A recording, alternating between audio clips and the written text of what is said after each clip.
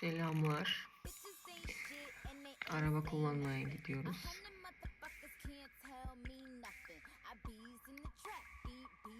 İnşallah güzel geçer. Arkadaşın arabası. Birçok insan artık manuel kullanmadığı için çok nadir buluyoruz. Bu arkadaşa sağ olsun. Öğreteyim size dedi yani. Hadi bakalım. 3 pedal. En sevmediğim.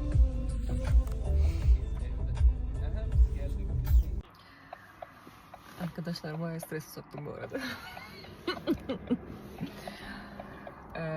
Türkçem zayıf olduğunu gerçekten böyle anlarda anlayabiliyorsun. Birkaç kelimeleri anlamadım mesela. Boşalmak. O ne demek?